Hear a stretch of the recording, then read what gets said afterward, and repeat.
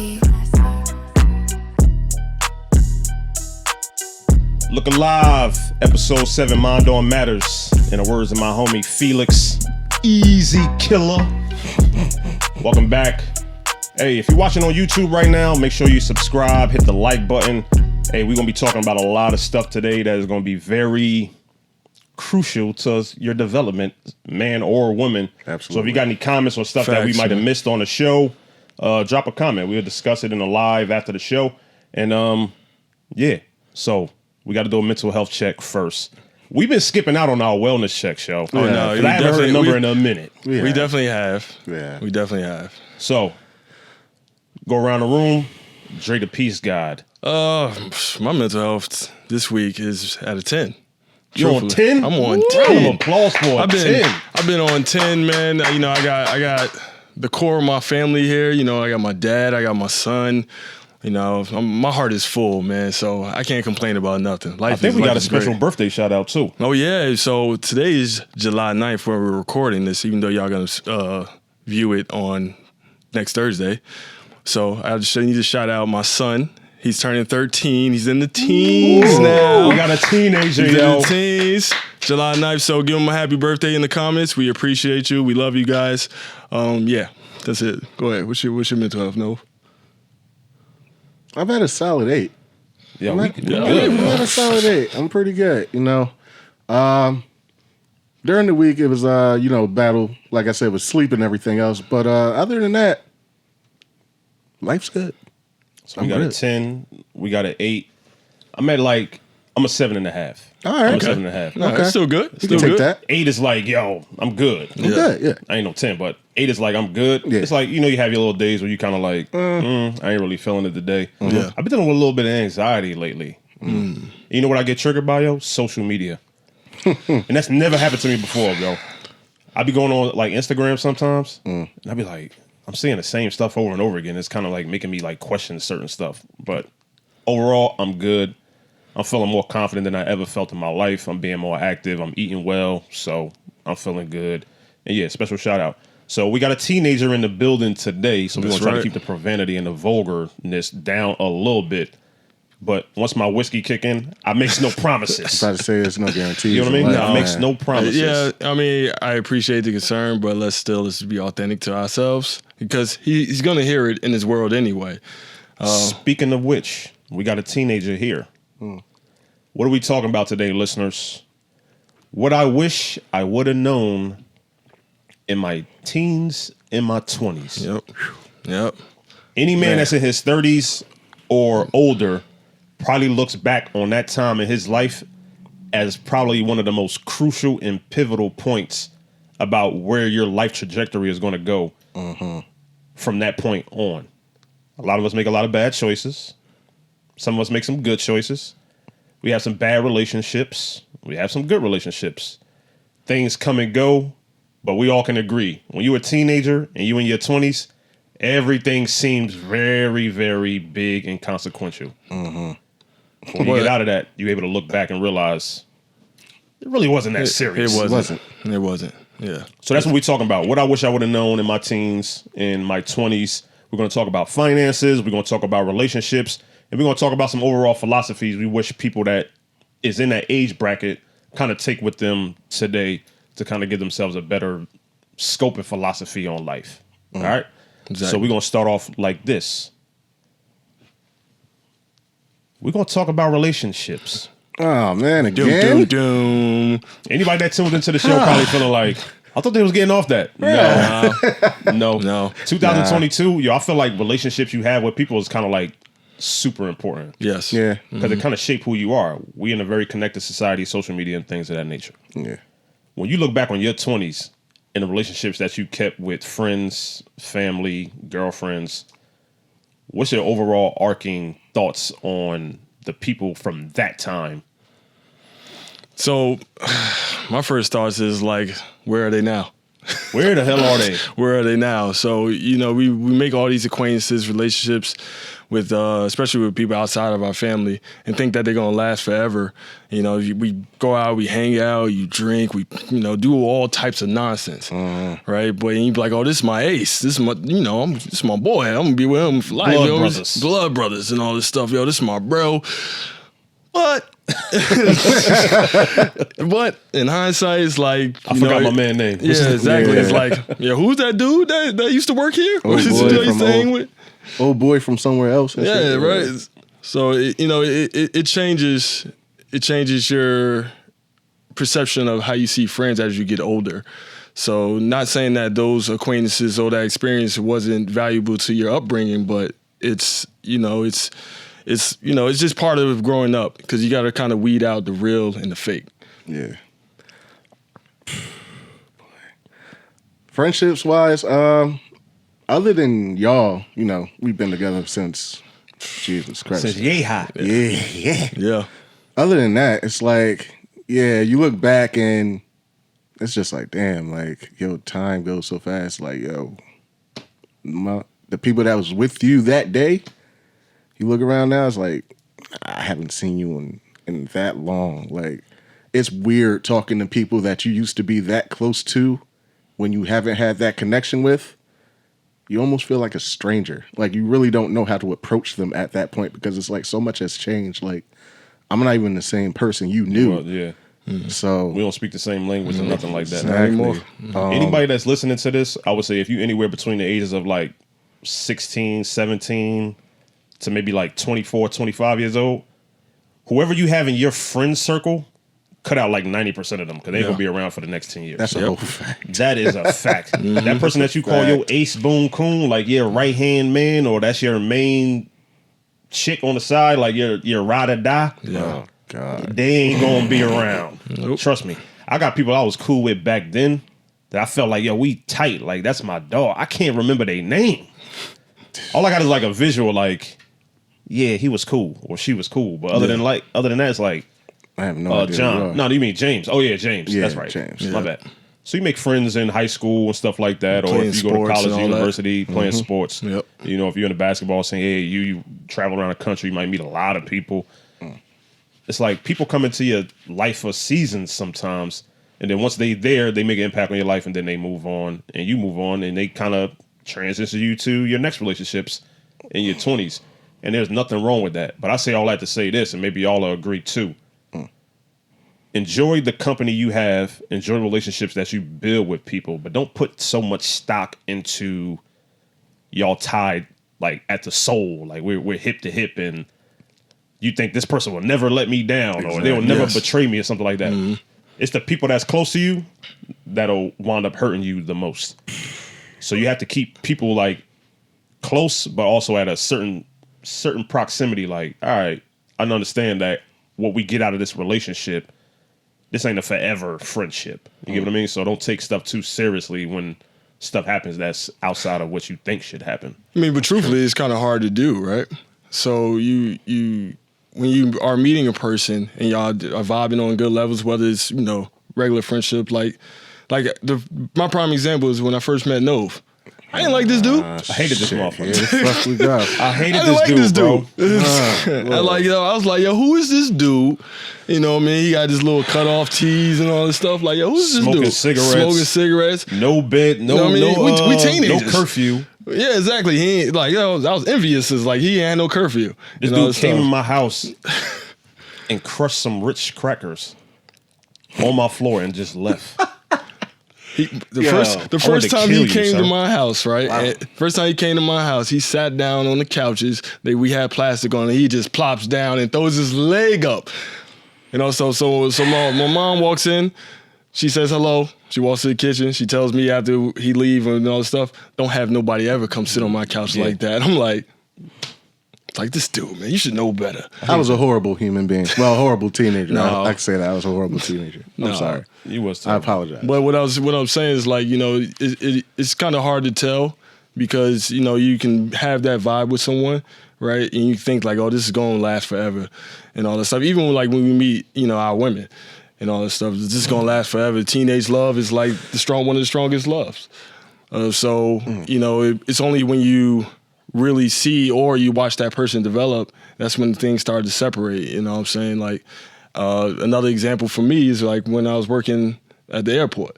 All these people that I met, I don't even keep in contact. Only like a few of them, and that's all well and fine too, right? Because you outgrow people outgrow me. But when I left, nobody contacted me. Yeah. So at first, I was like, I was feeling some type of way. Yeah. And I was like, yo, all these things I probably would have bled for these cats and all this stuff, and ain't nobody contacted me. But it happens. I had to, have the awareness in myself, like, yo, it's part of life, it's part of growing up. You know what I'm saying? People grow apart in this case, except for us though, because we can't do that. Yeah, that's a little different. Yeah. But you know what it is? I think when you're young, you build friendship off similar interests. Yeah. It ain't necessarily about similar values. So that person that you'll be like your ride or die, like I'll go to war for that dude. If it's like some street shit, we could get busy. I'll rock out for that person. But as soon as like, I'm down bad, or I just lost a homie, or I lost my job, I lost my car, I got sick or something like that. So like, well, we had similar interests, but our value system is not the same. So the reason why we have the brotherhood that we have for so many years is sort of like, when Dre hurt, I hurt. Yep. When Nove hurt, I hurt. Yep. And it bothers me. Pick up the phone, call, see how you doing. I'm going to stop by, check on you, whatever like that. But when you got your relationship simply built on your interest, it's sort of like, well, as soon as you stop liking such and such, or we can't do business together, what I need to keep you around for? No. Exactly. So, also, I think what it is when you're in your teens and your 20s, I don't think you're really grasping certain realities that happen during friendships. Like, something can happen to you, and if it doesn't affect me, depending on what space I'm in, hey, you grow apart like that. Like, you know how many friendships you've lost, or you can look back at all the friendships you've ever had, any relationship you've ever had. Think back on a time when you or them were going through something. Now, if that person is still your homie, still your friend, most likely 9 times out of 10, they were there. Yeah. But the people that weren't, that changed everything after that. Because it's like, if you're not there at my lowest, why are you here? That's deep. That's a fact. Yeah. So, sorry to cut you off, but when you get the response, oh man, that's messed up. Oh my God, I hate that shit. Like you kind of know somebody stands. But it's also difficult for somebody to try to relate to if they don't have that experience too. So that's a fact, true. But you know when you know. Yeah. Like if it's like your homie or your brother, we've been calling each other brothers very early on in our friendship. Yep. It was deeper than just what can you do for me, how we get along. It was more like, we tied at the heart, like our spirits up. Oh yeah, we're aligned. We're definitely aligned. So relationships, friendships is one thing, but there's also romantic relationships. Or at least you think it's romantic. How many times do you look back and be like, you think of somebody in that realm, your teens or your 20s, like, I can't live without her. She's my soulmate. Oh my God. Like, hey man, I'm guilty of that. It's been an hour. I ain't talked to her. What's going on? I'm guilty of that. You know, on the phone, not saying nothing all times, and then, man, you don't hang up that phone. Falling asleep on the phone. You remember this shit? You hang up. No, you hang up. No, you hang up. No, you hang up. All right, we'll see you tomorrow. Both y'all hang the fuck up. Like, bro. Calling somebody just to hear their voice. You talk about simping. I don't remember that word back then, but simping, bro, was simping, bro. My God. Yeah. I'm guilty of all that. You be sipping on caller ID, going through the call all day. She called? Oh, yeah, she did. Let me call her back. Mm-hmm. So around this age, teens, 20s, there's a likelihood, especially with teens and people that's in their 20s today, you're probably going to go through your first heartbreak. Yep. In your, late teens or early 20s. It's probably going to happen unless you found the right one off the rip. God bless you. It ain't happened for me. But that shit hurt, bro. It really does hurt when you go through your first breakup or your first heartbreak. That person that you fell in love with and you like, we going to be together forever. We going to vibe like this forever. And then we don't.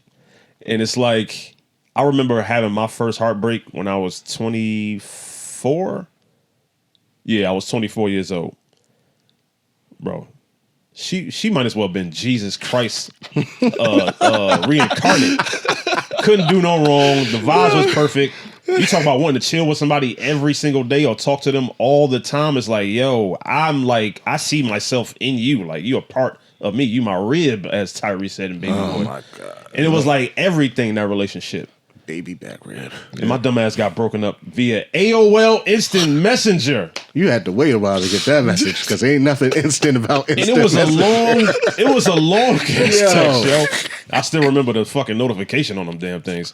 It was a long ass text. So I had to like wait for the next one to come. Like, I'm like, God damn it, it's still going. Because it broke it up. Yeah, I'm like, yo, I gotta work tomorrow. I gotta read through all this. I gotta see you at work tomorrow. It's like, how could you do it like this? Like, it was so tacky, bro. For like the next 2 months, I felt like my whole world was rocked, bro. I couldn't talk to people. I couldn't look people in their eyes. My confidence was shot. Yep. I lost like my road dog. I lost my partner. I thought everything was up in flames. And I really didn't know how to operate as a single person at that time. I got a story too. But look at me. Yeah, look Here at I you. am. Look at you. I survived. True king right here. Still standing. I ain't bitter no more. Not at all. Can't stand your ass. Oh my God. I wish you the best though. Yeah. But like, yo, when you young, you feel like every single heartbreak, every relationship is such a big deal. Please tell people why it's not. Well, I got a story first because mine is similar to you, and you were actually there for that, right? So my first love, my first heartbreak was when I was roughly 18, 19. And, you get that phone call. It was like, oh, I got to talk to you about something. Her words was, are you sitting down? And I'm like, sitting down for what? I'm cool. And I was talking, I thought everything was all good. Right? So, you know what I mean? I'll get a chair. Yeah. What's up? So you was with me. And so we sitting up there in the attic and all this stuff. And she telling me, it's like, oh, I want space. I'm like, all right, you want space? Cool, that's fine, I don't know what that means at the time. I'm like, all right. You want to be an astronaut? Yeah, you want space? Go ahead, have your space. You'll be back. You'll be back. 2 weeks went by. We ain't back together. I ain't see her and all this stuff. Month go by. It's like, all right, yo, how long the space is gonna take? The space is gonna take? And then it was like a few months going by. I'm similar to you. I'm at work, sour. I used to, we worked in the airport, so he's sour. I'm standing in the box alone in the corner. People asking me what's wrong. Passengers asking me, is he all right? You okay? You okay? And I'm like, nah. You standing in between the crevice? Nah, but it definitely shook up my world at that moment. Best way that I had to learn to deal with it is one, it was time. And I may have dealt with it in a negative way because I kind of went on like a tear. Like anything that I seen, anything that was walking. Birth of the whole phase. Yeah, pretty much. And if you breathe at me, I'm on you. So, I would say that for the younger generation now that would go through that is that you want to find yourself a hobbies, right? Hang around your friends, your close friends, your family. And everything, you find yourself a hobby to kind of occupy your mind. And, you may have a so-called whole phase, but, if you don't, just put some positive energy around you. You know what I'm saying? And then I feel like my bros did the best thing for me during that time because it was like with me every step of the way of that. No, because you're going to be an expert in talking about this right here that I'm about to ask you. Shit. If you have a whole phase in your late teens and 20s, I'm just saying. If you have a whole phase in your late teens and 20s, you're regular. If you have a whole phase in your 30s, you're nasty. Yeah. Yeah. I went through a whole phase in my 20s that I ain't even thought I was going to have. But it was all out of pain and like resentment, trying to get back at somebody that didn't even exist. You was bitter. I was bitter as fuck. Whole phases is something that people usually go through at this age. Yeah. How do you do it responsibly? How do you get out of it unscathed? And what should people be focusing on while y'all out here doing the nasty stuff at 22, 23, 24 years old? First rule, man, be responsible. Be responsible. I mean, strap up. Please, Men, strap up. please strap up. Ladies, please make sure they strap up. Demand they strap up. I think we talked about this before. Dating pool. Same thing. Be intentional. Be intentional. Don't be half in to be half out. If you just want to go out here and have fun, go have fun. No judgment in that. The judgment comes when you say you want to have fun, but you want to do this and you want to do that, but you don't want to tell this about him. You don't want to tell that. You start living these triple lives and everything, and then it starts getting murky. So if you're going to play the game, play the game. At the same time, let's not forget the game is the game. The game is the game, and it worked both ways. Game is the game. Guys, gals, all's fair in this game. Yeah. Can't be mad. If you're going to play it, play it. But pretty much be safe, be responsible. Don't stay there too long. I would say that. Use that time for whatever you want to use it for, but don't stay there too long, because you remember that place in Inception? What was that called? Damn it. I know we know what the place you're talking about. What Anyway. play? We talking about? In Inception. I just don't know the title of it. It's like the dream state. Oh, okay. Yeah. I get what you're saying. Yeah. Don't get caught there. Yeah. It's hard to get out when you in. That's all I'm saying. It's hard to get out when you in. Sex at this time, obviously, people use it to liberate themselves sexually.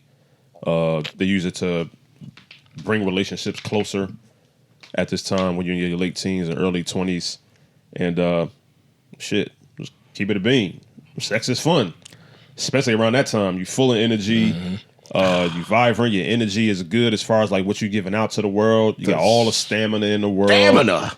You know what I mean? God. You don't need no super honey. You don't need no super night 4. You don't need nothing but wind and a good time and a direction. That's all you need. Exactly. Yeah, no blue chew, no Blue Chew, no hymns, no nothing. none of that. All you need is a thought. You good. That's it. Forewarning though, that changes. Just let y'all know that ain't like that forever.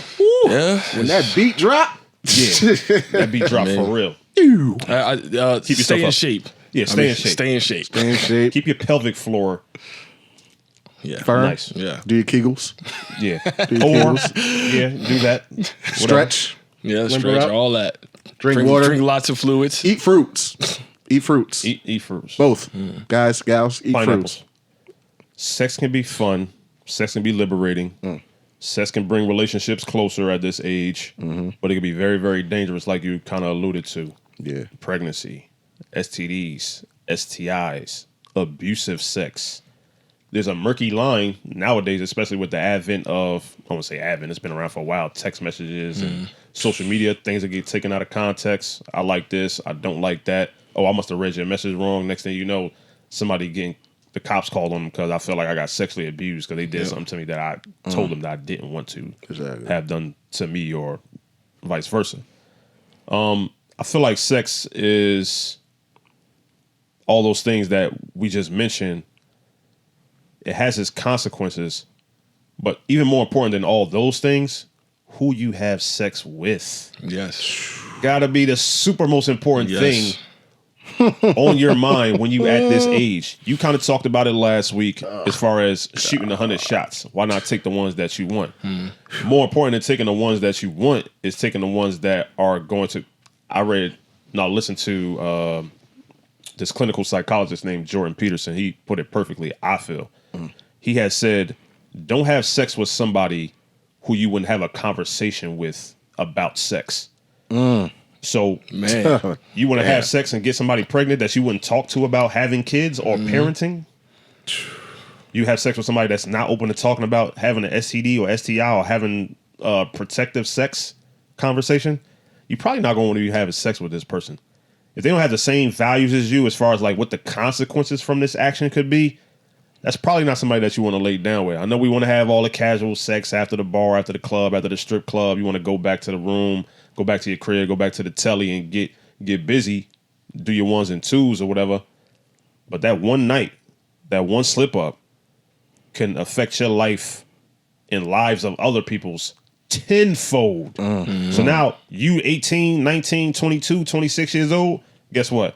That's going to have some effect in your life when you 36, 46, 56, Why? Because you had a baby with somebody that ain't even a good parent.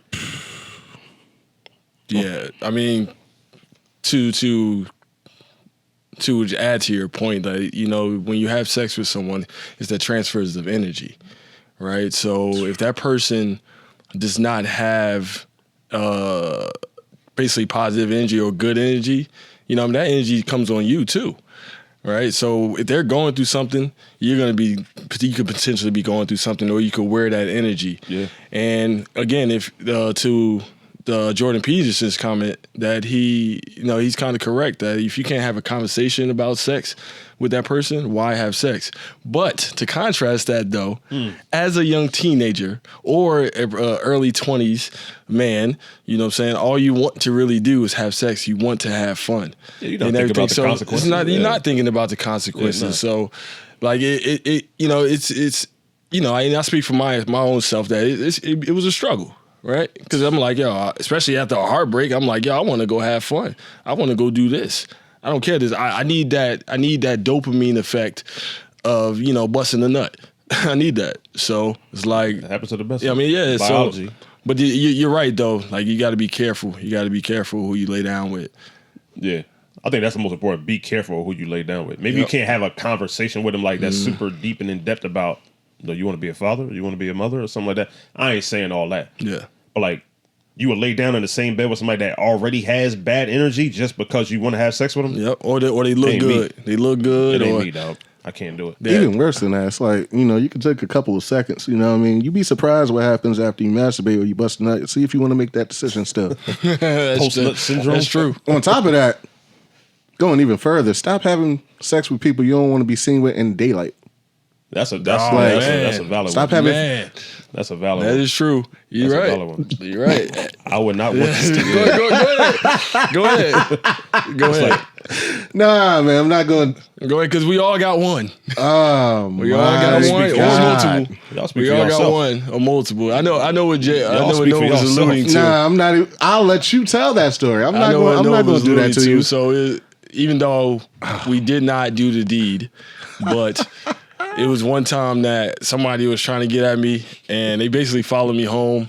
And Oh, that's great. Yeah, they followed me home, and I was like, all right, let me let her up, and then I was like, I can't really do it, so let me go to sleep. And while we were walking out, even I don't know if my dad remembered, but we was walking out, and he was looking at me. It was like. Then he asked me the next day, was like, what was that? What was that? And I'm like, I don't know. Thank God Noah called me. He was like, yo, let's go out. And I was like, yo, I'm out of here. Yo, that was a night fighter. Yeah, that was not a good look for me. But that was early, in the early 20s, dealing with heartbreak. I was just rummaging through everything. That's a good ass point. Don't have sex with somebody that you don't want to be seen with. That you wouldn't want to be seen in daylight with. Yes. I got another one that goes to my story. If you're not sure you should be having sex with this person and admitting you had sex with that person, don't do it. I'm gonna tell you. All right, so I had a story. Yeah, explain this one. I had sex with this young woman back in the way back in the day. Had sex with this young lady, and I mean, it was serviceable. It was good. First of all, it was serviceable. That's when you know you shouldn't have did it. My dumb ass. But you wouldn't know until. But my dumb ass. You don't know. My dumb ass circled around twice, which means I saw it. Experienced it. You know what? Let me. Maybe it was a one-off. Nah, it wasn't. It was supposed to never happen. Anyway, I just being excited. When you're young, you do dumb stuff like talk about the people you had sex to people that aren't really having sex. That'll then tell those people. But I was telling somebody like, yeah, what I mean, I knocked her down. That? Yeah. I was like, oh, like, yo, look at her. You know what? That's not right. Ain't no worse than that feeling was. It's not right. Ain't no worse than the feeling with like your homie or something like that. It was like a group of dudes be on some shit. Be like, ew. He'd be like, oh shit, already smashed. It's like, oh, y'all don't like that? She got a nice ass, right? Yeah. Nah, she Stop don't. going for If you people. look at her this side, she's pretty. Like, if you have to give yourself a pep talk to have sex with somebody, or do a pros cons list, and you're over here negotiating pros, like, you know, like if you're really thinking about really searching for those pros, don't do it, ladies. It goes for you too. If you have to negotiate giving somebody some cutty, and you not sure, some mushu, and you really weighing it out, and you got to squint and kind of turn your head when you looking at him, like, you know, from this angle, he kind of looked like no. It's 2022. Yeah, it's 40-year world. It's got to look good on all angles, or at least to you. Don't negotiate. Don't settle. Most people listening to the show who might be in that age bracket is probably going tisk at this one. Yeah. Oh yeah, of course. But yo, look, I don't mean to be the old guy standing on this lawn, but yo, at the very least, if you don't listen to anything that we just said on this podcast, please at least try your best. I know it's hard. Practice safe sex. Please, yo. We said strap it up already, but yo, the pull-out method, I'm sorry to say, not everybody got it. All right? I've been a victim of that. I've been in some weak situations where I'm like, I don't really give a fuck about the consequences right now. God damn it. I'm enjoying heaven right now. What the hell you want me to do? Go back to earth? So it's like, try your best to practice safe sex. I know condoms is really not a thing for these young folk out here. I get it with the TV porn. People ain't using condoms in the scenes or whatever like that. It's kind of easy for them to be on some shit like, who the hell needs condoms? It's uncomfortable, stuff like that. Try to practice safe sex. Get yourself strap it up, man. Yeah, get yourself tested. Get yourself tested every 6 months, yo. Please, yo. I would say if you're sexually active, every 6 months. And also I heard a meme online that said, like, if you got more than 4 partners in a year around this age, you kind of pushing it, dog. You kind of pushing it. Oh. So, with that being said, I'm going to leave that there, and I'm going to say we've all been there where we had more than 4, more than 10 in a year. Damn. If you're living that lifestyle, be extra careful is the message I'm trying to convey. Get yourself tested, strap it up, be careful with your energy. Let's move on to the next part. Well, before you move on, real quick, though, if you are having sex, that sexual interaction is between you and that person. Keep your mouth shut. Keep your mouth shut. You ain't got to tell your boys, your home. You know, for women, you ain't got to tell your homegirls. Keep that intimacy level between y'all. Stop. They don't need to be in it. Money. Yeah, they don't need to be in it. What you're really fucking up is your job's money. Because more times than not, if you're in your whole phase, you're fucking your coworker. Yeah, you're at work. So you make sure that you pick the right one at your job. Because they run their mouth, then they could ruin your whole legacy at that. Or stay away from your job. And you smash the wrong coworker, they might keep you from smashing the coworker that you really want to smash by running their mouth. Yep. And that goes for both sides. Just be quiet. Just be quiet. Just be quiet. Next relationship we want to talk about before we move on to finances. Family. We all consider each other family in here. Yes. Love y'all to death. Love y'all forever. Same. All family ain't good, cuz it be some people in your family, bro, that's like, bro, I'm almost like insulted and repulsed at being related to you. I know we share the same DNA. I get that. But just because somebody blood related don't mean like y'all like this. That's y'all true. ain't got to be tight. That's true. Jealousy is one thing that usually comes from people that's far away. Mm-hmm. Envy comes from people that's close to you. And who's closer to you than family? It's a person that's at the cookout, at the reunion, at the get together, going with you to graduations for somebody, baby showers and all other good stuff like that. You start doing well for yourself at this age. Maybe you get a good job. You just graduated university. You getting your degree. You out here living lavishly. You bought your first car. It be the people in your own family that just start hating on you, man. And they'll smile in your face and then go tell your other cousin, like, yep. This motherfucker Drake think he the shit. Like, he conceited. Who do you think you is? Like, you think you better than... They start counting your money. Yep. Oh my God. Family will put you in a And position then where they expect you to pay for everything. then they expect you to pay. Oh, Expect you got a good pay. job. You got a good job. You making it. You good. You just came back from Yeah. Vegas. Yep. You should have it. Like, Yep. why you counting my cash? They'll start judging you for the choices that you make. They don't understand your vision. Maybe you want to leave school at this time. Maybe you want to open up your own business. You got a great idea. You want to travel. You want to find yourself as an individual. They start saying like, yo, you know what you should be doing, right? You should be doing this, that, and the third. Well, maybe I want to follow my own path. You ain't never going to be shit anyway. Yep. It be the people that's in your family, bro, that really be the ones that is so envious that it makes you really feel like, I wish I could hit a button that just say, you know what, we ain't even related. Well, it don't work like I don't want to that. associate with you. I got friends that's better than you. I mean, but the truth of the matter is that we do, because we're not close with all family, right? So for me, it comes where, I grew up with,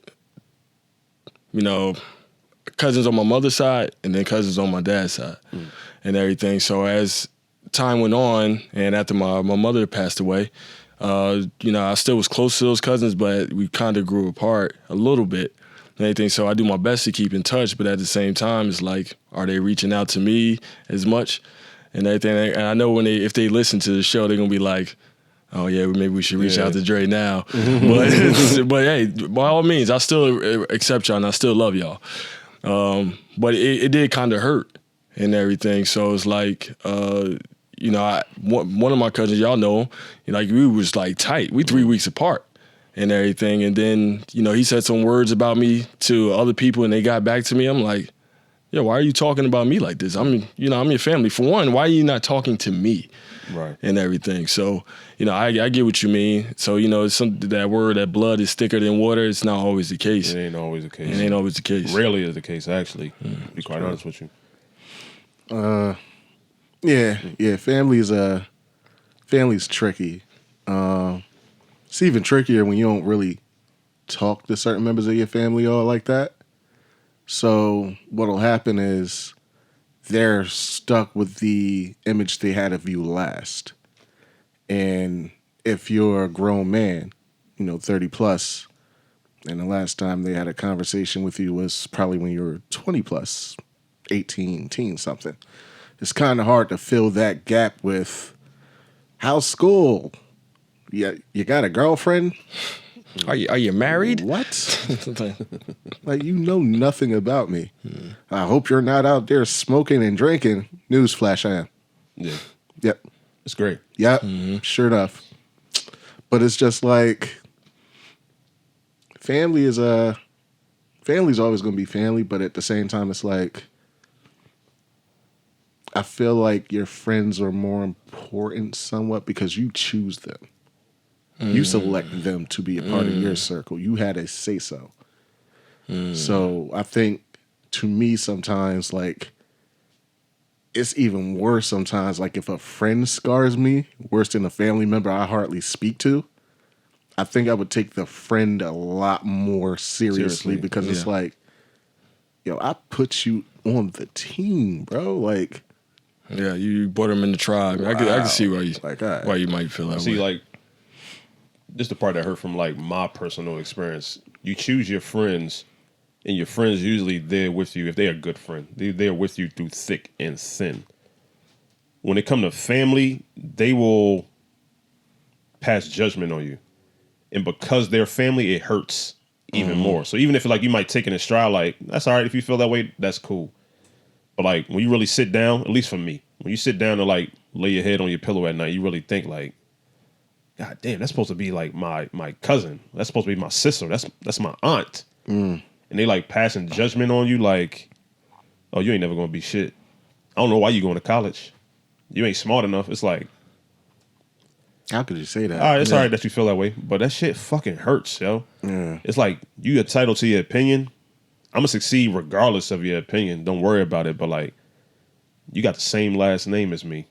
You used to babysit me. You really got this opinion that you have no faith in that me? much disdain for me. Like, where's it coming Where's that from? venom coming from? Right. Like, what did I do to you? And it makes it hurt even more if you got people around you who are in more healthy or abundant family structures, and they talk about their family, And it's like you look at yours and you be like, damn, it is kind of like a pit that's like, wow, man, I really miss having like that aunt or that cousin that's like, you got my back no matter what. Mm-hmm. I shouldn't have the most words of encouragement that I have in my life coming from homies.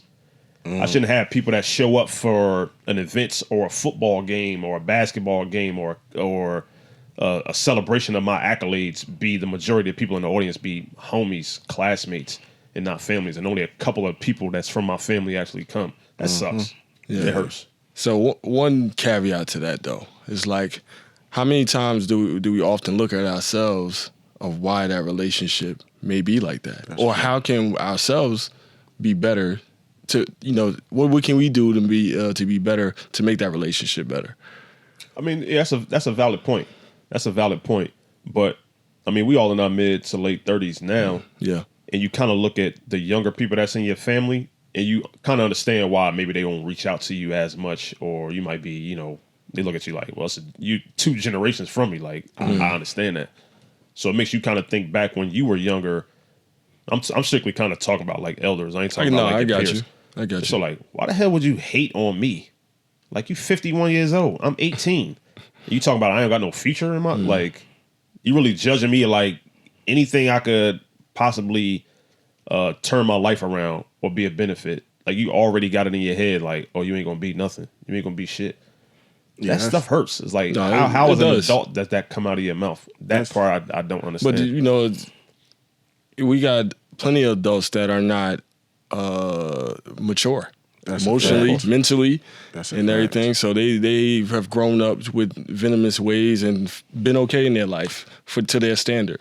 So when they see somebody else that potentially does contrast to what they believe in, they're gonna have these thoughts. They're gonna have these feelings towards whatever family member, or in your case towards you. Like if that was the case, like. But what I was trying to say is like, there's always the 2 sides. And everything. So it's the 2 sides, and like how you said that of course you're gonna be good, you're gonna be great, no matter what they say about you. And that's the perfect side. But like if you really wanted to mend that, as we have gotten older, we're like, why don't we take a deep dive into why you feel like this? Like we can all have a conversation. Anything can be cleared up with communication, in my opinion. So all right, so I'll play devil's advocate when it comes to your point. I think sometimes we confuse a lot of that disdain and that anger. Sometimes it's fear. I mean, the worst thing in the world is to see somebody younger than you in your position take the chances you didn't take. That's an envious position in itself. Like, maybe it's not them being envious of you. Maybe it's them looking at you like, damn, that's what I could have been if I would have stuck with that. So sometimes that can be a tricky situation, and to each his own. If that's the way it goes, that's the way it goes. I feel like your family should be there regardless. When it comes to that, it's a 2-way street. It's 2022. Yeah. Phones work both ways. No, that's true. And I don't feel like that excuse is valid enough for this argument simply because we're both grown. If you have any questions, ask me. Ask me. Because there's nobody you can talk to that's going to give you the answers I have. Don't ask this person. Don't make a comment. Why he never call? Why he never come? You can ask me. I'll tell you exactly what you want to know. Doesn't have to be a gap. People choose gaps because sometimes it's harder to pick up a phone and get the truth than it is to sit back and assume. Yep. Yeah. So, according to, unlike popular belief might say, love doesn't make the world go round, money does. Damn it. Finances, God damn it. Your money is very important. As the days go by, money becomes more and more important, especially in the society that we live in. Finances, late teens and in your 20s. Man, it's a lot of shit I wish I would have known. Boy. Man, STC, swipe the card. Yep. I was swiping the card. At some point in time, we all worked the same job at different stages, right? And back then, at least when we first started out, it was a good job. Yeah. Good paying job. Good paying job. Absolutely. Son, I've had days that popped up where the direct deposit would hit the account and I wouldn't even know. Me too. Because I already had money in there. I'm like, Exactly. oh shit, I got paid. Yeah. Yep. I would go to the store, Foot Locker or wherever to get some clothes or some shit. I'd be like, yo, I got too much money in my goddamn account. I have to buy something. I can't have my account looking like this. That was his vice. Yeah. That was his I gotta buy vice. some sneakers. Yeah. We used to call it retail therapy. Retail Man, therapy. Retail therapy. my sneaker collection was vast. It was like Yes. 2-3 pairs a week or something like that. Something like that. Yeah. I was going crazy. And I had to swipe the card mentality, man. I really didn't care about splurging, bro. I really didn't, bro. I had got to a point where, 2008, 2009, I got the Mustang. Yeah.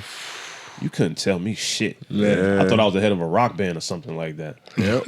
Like, people really couldn't talk to me. I looked at people like they was beneath me. I'm like, bro, you see what I'm driving?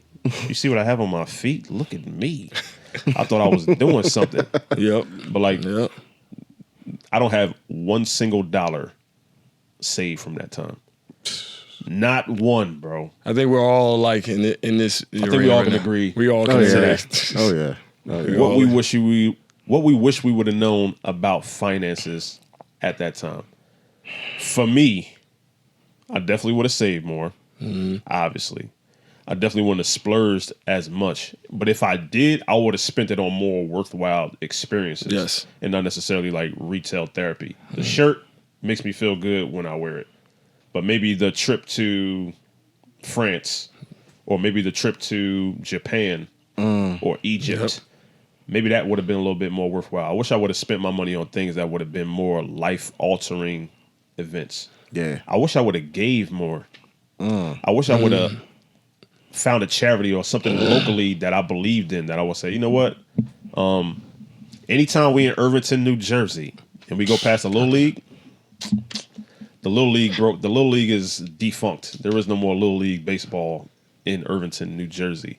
Anytime I go past it, I'm like, damn, yo, could it have been something I could have done to help maybe keep this damn thing afloat? Could I have sponsored a team with a homie or something like that to help them get their jerseys or something? We definitely had the money back then to do it. So I definitely would have gave more, and I would have been more conscious about the fact that inflation, cost of living is going up, and you need to be prepared in your 20s for your 30s financially. Because them gas prices, my guy, they ain't gonna be $2.79, $3.16. Back Like then, they was gas back was like then. $1.98 or something. $1.98 for gas. You check the scoreboard now. It's Yes. crazy. So I would have prepared out of more control. financially than, as I'm pretty sure most people who in their 30s, 40s, 50s would probably feel like, you know what, financially I probably could have did better. Way better. Yeah, so I agree with you 100%. Like, I splurged. I was 19 years old when I started working that job. I ain't never seen that much money hit my account ever. Your thing with jerseys. I was buying jerseys. I was buying food for all of us. Young Yeah. Fab I was right buying. there. We was playing video games, all that we stuff. was We was wild. going. We was taking day trips all over the place. Going to the mall. Going to the Yeah. mall and all that stuff. Oh yeah, don't worry, I got you. I got you. But it was one thing that my dad told me as I started working. It was like, keep your money in your 401k. Did I listen? Not a chance. Not a chance. So, it came to the point where I was like, I potentially could have had over $100,000 for how many years I worked there. And I didn't listen to the advice that he gave me. So it's very crucial that if an elder, a parent figure gives that advice, you want to take it in. It's hard. Don't get me wrong. You're a young teenager, young 21-year-old. You'd be like, I gotta buy this. I gotta do that. And it's a learning experience. It's definitely a learning experience, man. I wish I would have saved more, because then I wouldn't have been in some positions, like you said, taking, more memorable trips and giving back, Hell, man. yeah. It's crazy that you mentioned the Little League, because every time I ride by it, I'd be like, yo, I want enough money to give back to that community. Because it was fun times for me. Yeah, And it was fun times for you. It's So, like a goal of mine to see that back one day. yeah, you know what? We're going to work on that. Yeah. We're going to work on that, man. Mondo That's Matters serious. Field. That's what Yes, we're sir. gonna call it. Yeah. Man, I remember also working at that job.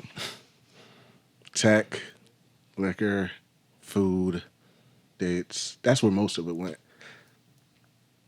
Very important information. Story time. So, I am in my late 30s.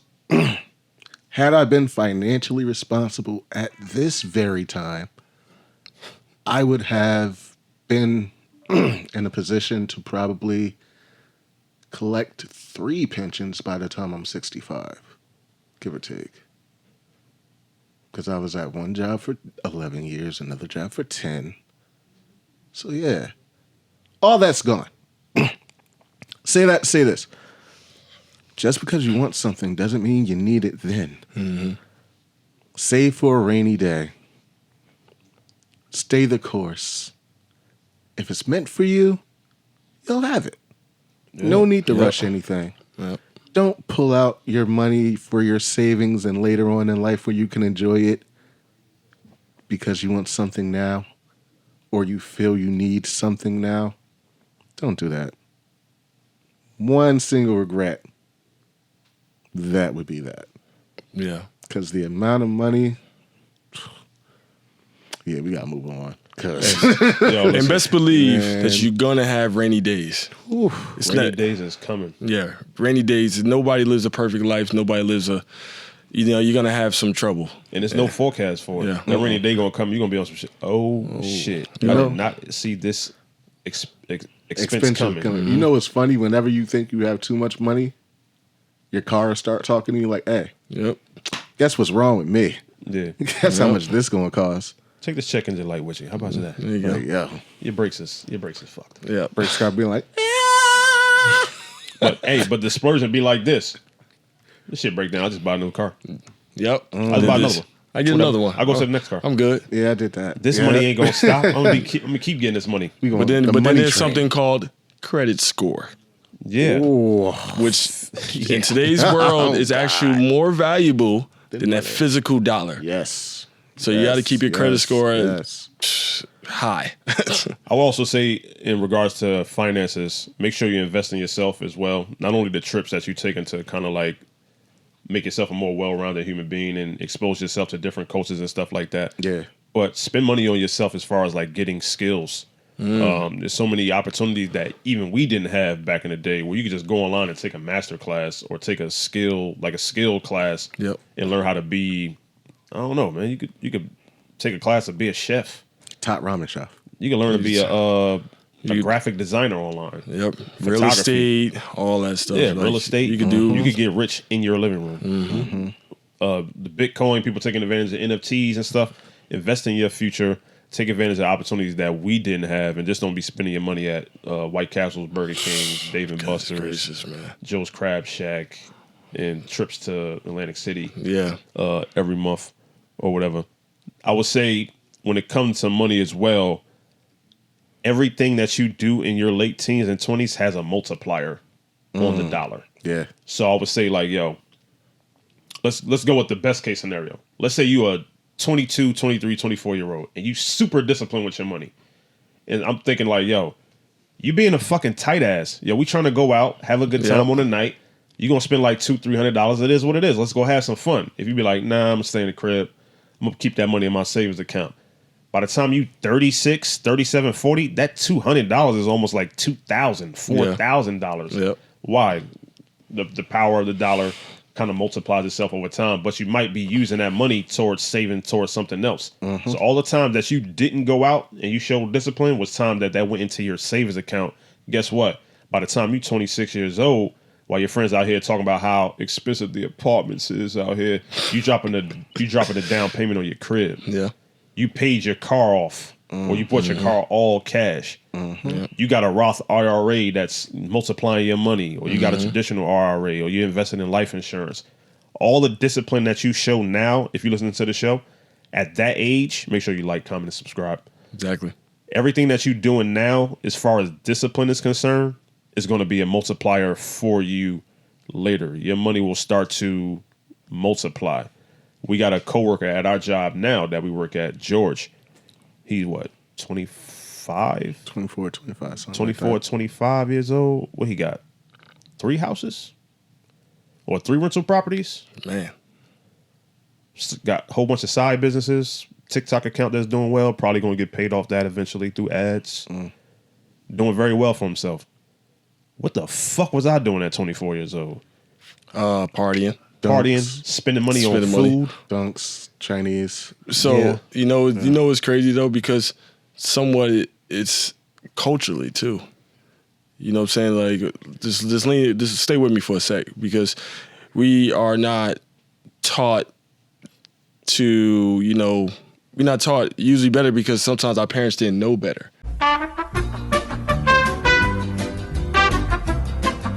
So, yeah, we were not taught better, because our parents sometimes didn't know better. Not knowing when my dad first learned about 401ks, I don't think he knew about it growing up because he was probably in the mode of just surviving and everything until he got into it. Then that's when he tried to pass it on. But there's a lot of cases where that does not get passed on. Mm-hmm. They just repeat the cycle that is, that their parents did. Yeah. So if they see their parent and mom or dad with some flashy stuff, guess what their child is going to look for? Flashy stuff, and not think about investing their money or saving their money. I actually don't know. I never met George. I only seen him in the video, so I believe that he's culturally different from me. But not as much as you think. But he just made a choice to say, like, I'm going to break the cycle of what I'm used to. Okay. You know what I mean? Like, ownership is something that I want. Financial freedom is something I want. And I guess now, to your point, the whole idea of financial freedom is more on the minds of the younger kids than it was for I wasn't thinking about it. I wasn't thinking about it at all. At all. I didn't know what the hell that meant. I was just thinking about eating and having nice stuff. You also got to think about it now, like the average teen, 20-year-old, they're not looking to work for anyone. They want a business. Yeah. They want to own. That's a good segue. And it's like when we were 20-something, mid-20s, like we was like, who's hiring? Yeah. Like, no, you're right. Yeah, at that time, if I would have said, like, I want to own my own business. Doing what? Yeah. I don't know. No, you got a point. Now you take advantage. You look at the culture, the realm, the state we're in now. It's like these opportunities are limitless. Like, if we had been exposed to this, or we had even been somewhat educated in this is how you go about doing this, and this, who knows where we would have been. It might be a little bit of a hypocritical statement, but I'm going to say it like this. Though I think, like, shitty jobs build character, it kind of gives you, like, your foundation of, like, well, one, I know what it's like to do hard work. Sometimes hard labor is good for the soul. Labor. Yeah. And things of that nature. But it also provides you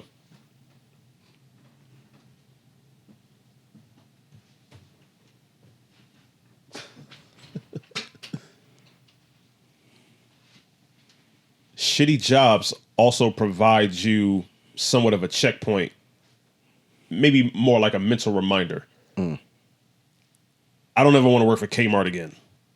I don't never want to work for 7-Eleven again. I don't want to work for UPS, FedEx, answering customer service or doing the cold calls like, hey, would you like to donate to the Firefighters Association? And blah, blah, blah. So it reminds you, like, you know what? I need to be, like, financially free. And I think the lesson that we didn't learn was, like, God damn, these jobs suck. I don't have to have that. Let me do something for myself to kind of, like, better myself, put myself in a position where I don't have to work for somebody else. The veil has been lifted now for these young kids. They understand the whole idea, like, yo, I'm working a 9-to-5, making somebody else rich. I get this little bit of cash. The cost of living is going up. My rent is going up. My wage is not going up. This job don't give a fuck about me, whether or not I got FMLA or not. And they like, you know what?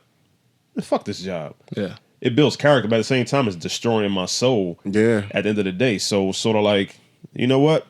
I understand why kids nowadays, and I would, if you listen to, I would continue to encourage y'all to do so.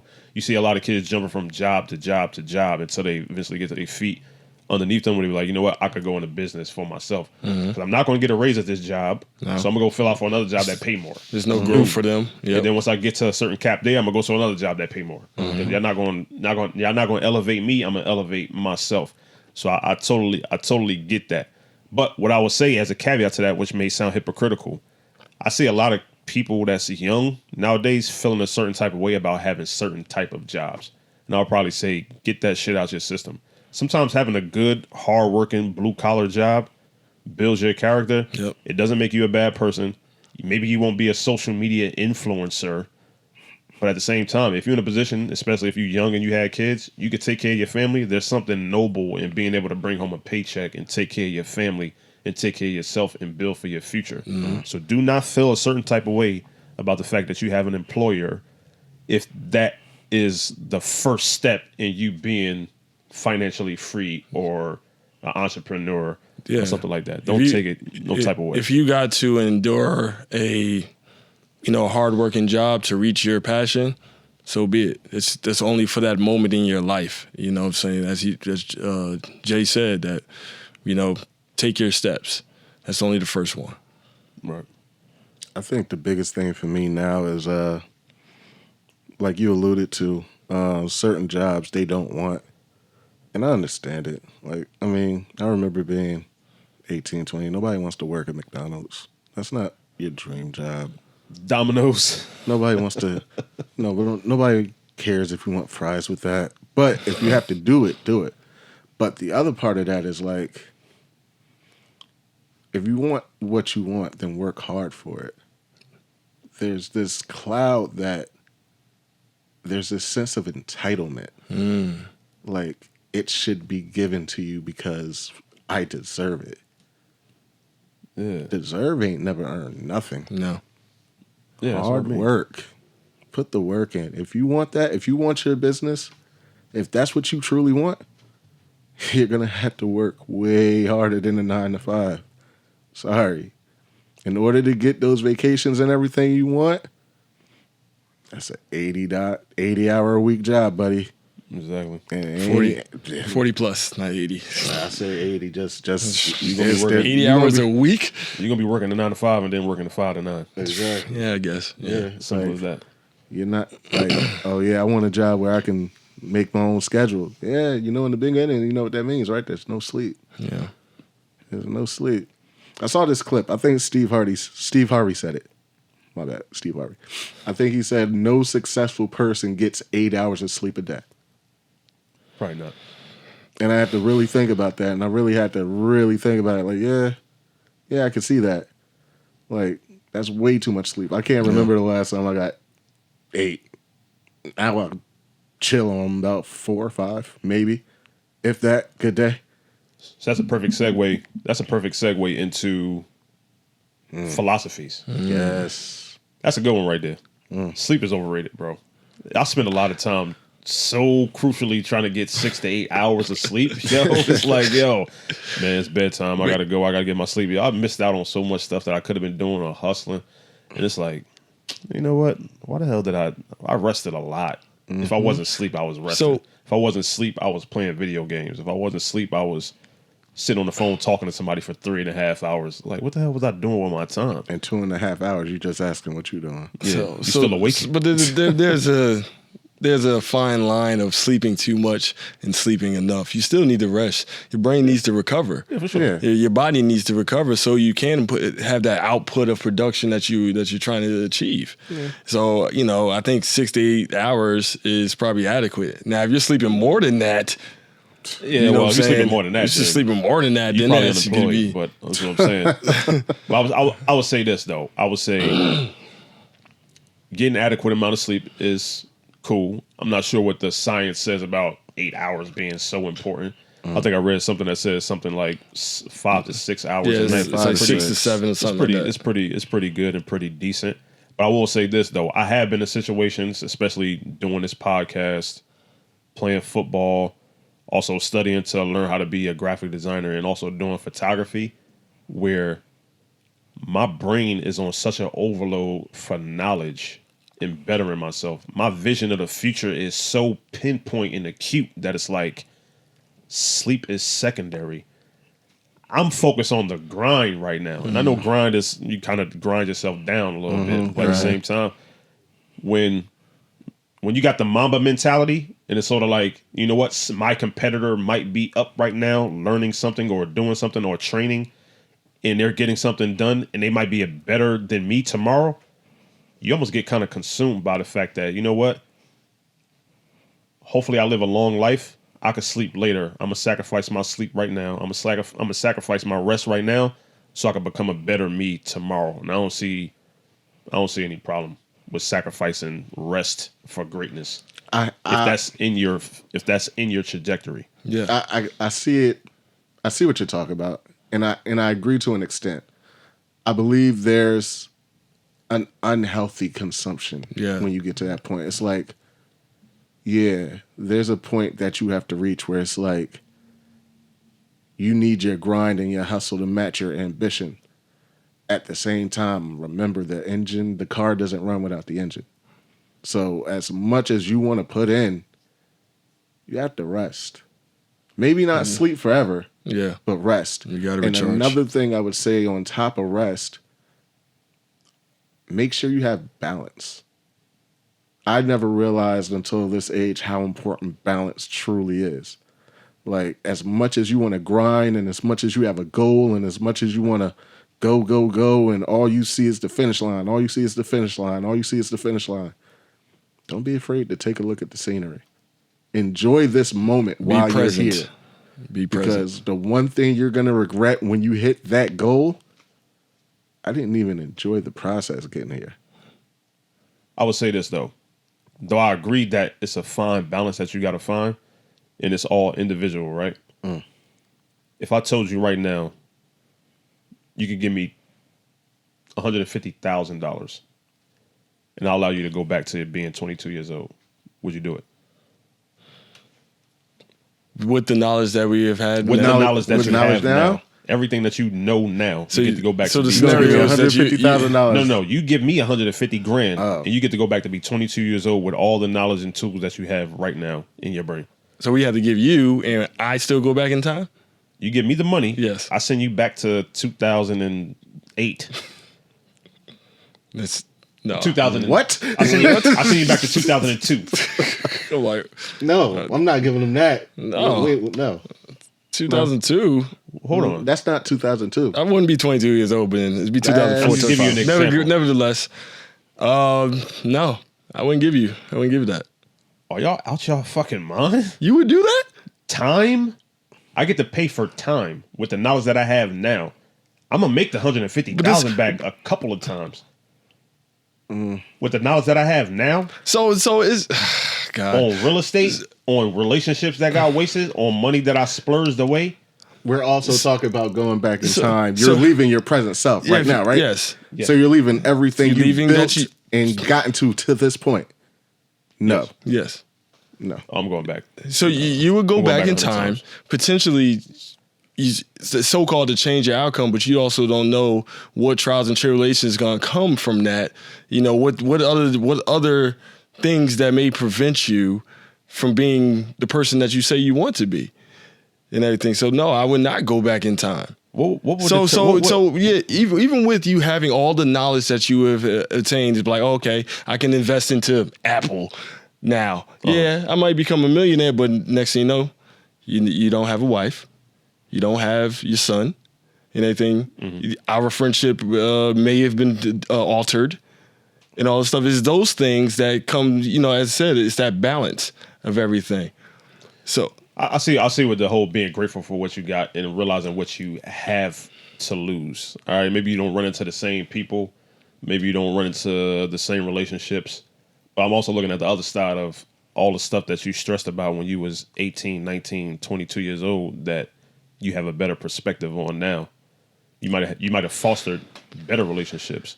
I hear that. What you thought about money then, how fucking wrong you was. Oh yeah. Now that you're here now, yeah. How much fruitful your life would be financially. How more emotionally developed would you be now if you took the brain that you have now and the spirit that you have now and you put it back into your body when you was 22. There is a give and a take, but there is an opportunity for more fruitful relationships, more abundant finances if you gave me the chance to go back to then with the knowledge I have now. I think I kind of look at it from the aspect of I know what I could gain with the information and the knowledge and everything else. I understand that. but I also look at it from the aspect of I know now what I know now. This story isn't unwritten, and Lord knows what can happen within the next 4 hours. Also, it's sort of like it's part of appreciating things, but then I feel like if we're talking about going back in time, not only would you change finances, certain relationships that aren't going to work out now. Certain decisions you're not going to do, which means you probably won't have to. You don't know if certain relationships will work out now. Yeah, but going back, you're going to adjust knowing that they won't work. There's no way you're going to go back with everything you know now and make the same decisions and get to the same outcome. No. So you're going to change it. Who knows what you'll change? Who knows what you'll change about yourself? You might not be you. Probably won't. I could be worse. I could be better. Now, are you willing to take that chance? Yeah, exactly. That's the question you risk. gotta ask That's the yourself. risk that you're weighing. I'm taking a goddamn chance. Okay. Okay. All right. So we have it there. I'm rolling a goddamn We have it there, dice. man. I'm We have rolling it a there. goddamn dice. So- all right, next thing, right? One hand you got yes. In the other hand you got no. Okay. This hand I got the no, way more goddamn powerful than the yes. All the stuff that we could have said no to, that we said yes to. All the favors that you got asked. So you're like, you know what, I got you. Don't worry about it. All the money you lent out that you never got back. Bro, if I got all the money that I lent out back, I'll be out of debt. I tell you right now, I'll be out of debt for Yeah, real. we will be all good. You'd have your 150K? Yeah. No, hell no. I ain't a damn. Nah, I ain't a loan shark now. So yeah, but like the power of no is super, super important, man. And I know a lot of times for me personally, I just said yes out of like fear. I also said yes out of being a people pleaser. I want to make sure you good before I make sure I'm good. Yeah. I've sacrificed my time. I've sacrificed money. I've sacrificed Your spirit. certain values that I've had. I would never do that. You know what? Fuck it. For you, I'll make an exception. Things of that nature. I feel like saying no is a very valuable tool that you can learn when you're at a young age. And Creating boundaries is what it is. no is a way for you to create that boundary that you're talking about, but still leave yourself room to change your mind. Yep. So you say, I'm gonna say no. You know what? I slept on it. I'll reconsider it. I'll take 48 hours. All right, we can do business together. Yeah. But when you say yes, now you're making a commitment. Yep. Yeah. You And And that locked commitment is into so it. heavy, bro. You locked in. That commitment is so heavy because if you say, you know what, I changed my mind, that's a no for me. You know how flaky you look? You affect business that way. People are You going to affect question your relationship. Yeah. character and all that. You can't be counted on for anything. So no is super important. I'm pretty sure y'all would agree. I would also say that shit ain't that serious, man. Life is short.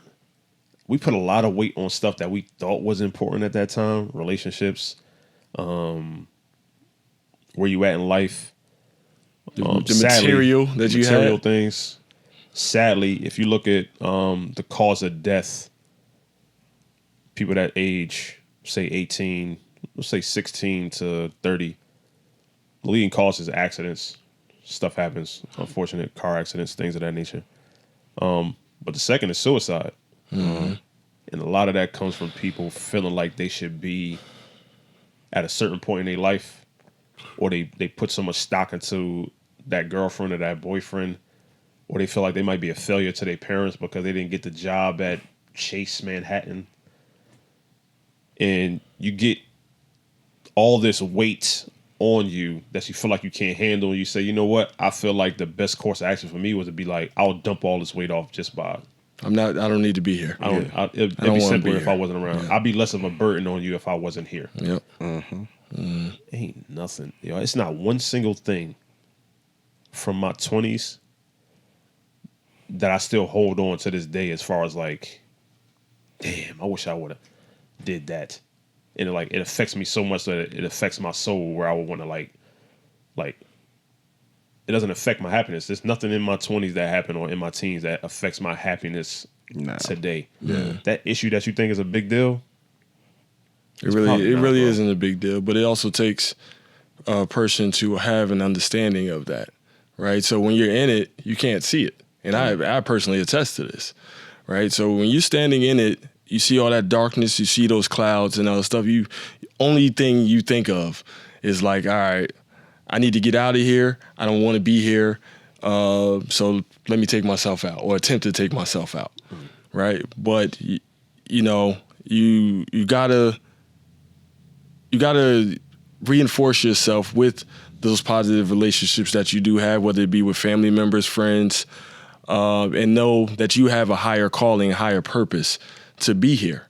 You know what I'm saying? So when I was standing in it, I didn't see anything. I didn't even see my own child and everything. So having gone through that and then, triumphing from that, it made me see the world as it is. And I'm so much grateful that I'm here, and I still got plenty of work to do, because I know if I would have left this earth, everybody would be hurt.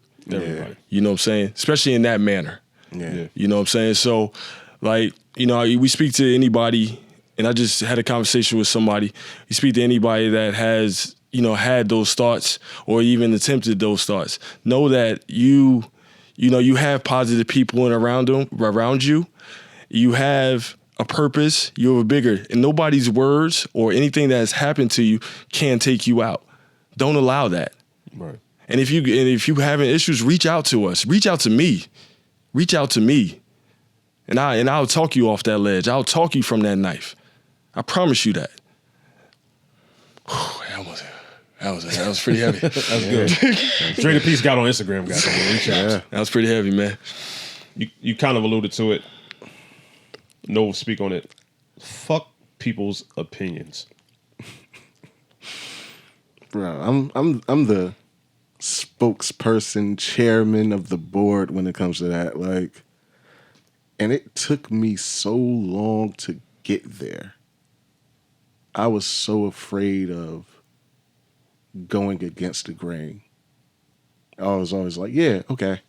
Yeah, okay. Yeah, I'll do it. Because I thought the fear of being different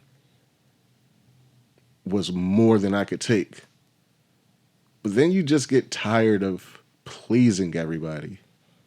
Because in the midst of the fake smiles and the fake commitments and the yeah, I'll go, you're not happy. You can't please everyone. Even if you could, you really want to. Like, if you can give money to every single person that asked you, and you seriously knew what they were going to use it for, would you? And what would you be left with? Somebody told me something when I was going through something. The most important thing sometimes you have to gravitate to and hold on to and protect at all times is your peace. Protect your peace at all cost. If that means looking into the crowd and saying, fuck your opinion, fuck your opinion. Yeah. This is me. I speak this way all the time.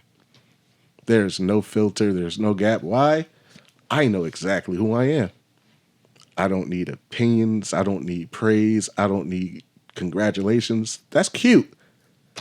It doesn't change. This is who I'm going to be when I wake up and go to sleep. Mm-hmm. You have to get comfortable with living in that space. And when you get comfortable with living in that space where your opinion is the only one that matters, be surprised, man. Be surprised. Yeah, I learned that lesson late, and I'm glad I'm starting to learn it. It's still a day-to-day process. Mm-hmm. I'm probably like a natural people pleaser by nature, but I'm starting to see the liberation I'm getting out of saying no.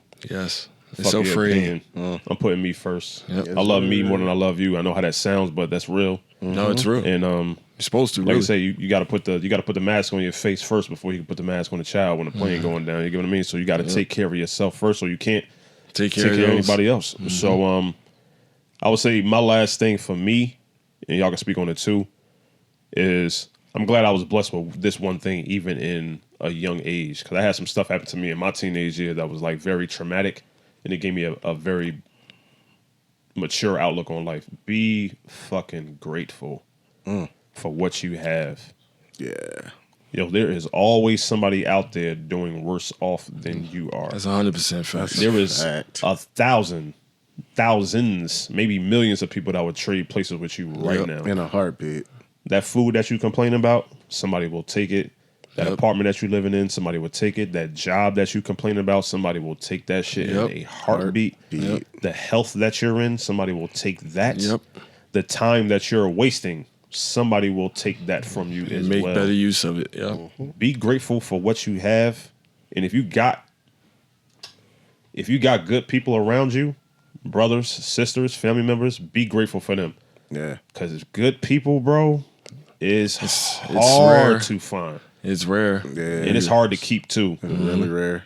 They're very, very hard to keep as well. So protect your peace. Fuck people's opinions. Be grateful for what you got. Observe, watch, listen more than you talk. Exactly. Be careful with your finances. Be careful with your relationships. Be careful who you lay down with. Strap it up. Strap it up. Don't be afraid to be great. Nope. Don't be afraid to be great. Yes. Be great. Be humble and don't thankful. live in fear. All that. We're going to make this a 2-part series. Yeah. So we talked about teens and 20s. This episode, next time y'all hear from us, we're going to be talking about the 30s. Present. Ooh. Man. Woo. Because we in it. Yeah, we living in it. I learned some shit over the last decade, boy. Man. But yeah, thanks for stopping in. Episode 7, we're going to wrap it up right there. Yeah. Anybody listen to the show at the end of this episode right now, if you listen to all this talking and you ain't liking or commenting or sharing us in a reel, let the people know that you're listening to our show. Or subscribing. Yes. Man, you're doing your boys dirty.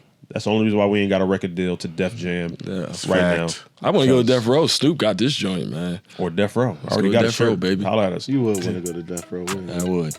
Once again, if you want to be on the show, shoot us an email, mindonmatterspodcast@gmail.com. If you got anybody that you think would be a great guest for our show, also hit the email up. Yeah. And y'all got our Instagrams.